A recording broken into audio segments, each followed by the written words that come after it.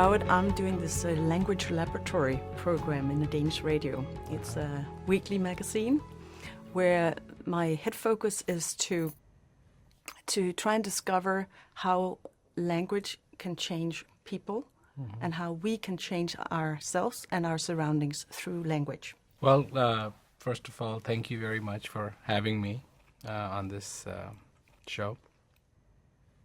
And what I have learned is language, or whatever we use to communicate, we need to communicate. We have a need to communicate. And sometimes people don't see the need that they need to communicate. I mean, in this world today, there is obviously those people who believe in peace and who want peace to be there. When you look at all these wars going on, it is the innocent victims who had nothing to do with making those decisions who are getting punished. And if they could say something, what would that be? And that to me would establish the need. But they don't have a voice. And to me it's like, no, there has to be the voice of need that needs to be the loudest for humanity. The need to be in peace, the need to prosper, the need to be content, the need to be fulfilled. And just live a life that they feel is good, that they can practice their religion, they can practice their faith, they can practice their understanding, and have a path that they can go on that can allow them to better themselves. This is the need. We need to help each other, not get in each other's way. So taking away that greed and taking away differences and starting to see the similarity. That's the vision of clarity. That is the voice of clarity. And that is the voice of peace. Concerning the voice of peace and the language of peace that we've been weaving around here, you've been traveling so many countries and visiting so many cultures. You got them under your skin. Is there any languages or any cultures in the world that you would say has peace founded in the core? I think all of them do. The idea of peace, the feeling of peace, the need for peace, the want for peace has been there with us all along. The better half of a human being is peace. And I think that all cultures do give rise to that. Do give credence to that. Shalom, salam, peace. To greet a person by saying peace. May peace be with you. This is coming from some of the regions that have been fighting with each other for such a long time. And yet the first word uttered to greet another human being is peace. I think we want peace,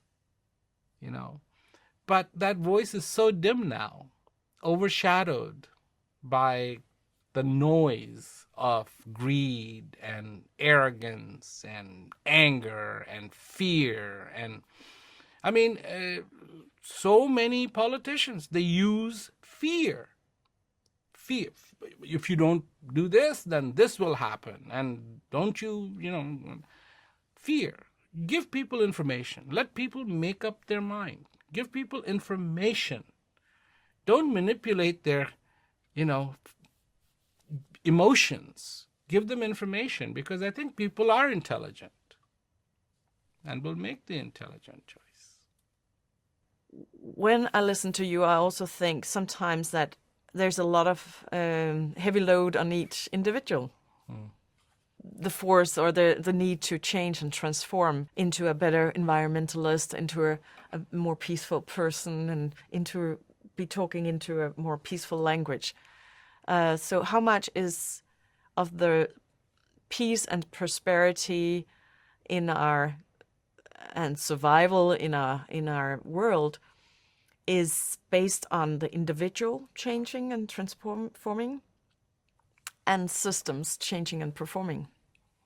That's a really, really good question, because when you were asking that, I was just thinking in my own head, is being green normal, natural, real, or is it something that we have to change for? So, being green, does that mean, is that a deviation, or is it coming back to the track where you should have been all along? Being kind, is that a deviation, or is that where you should have been all along?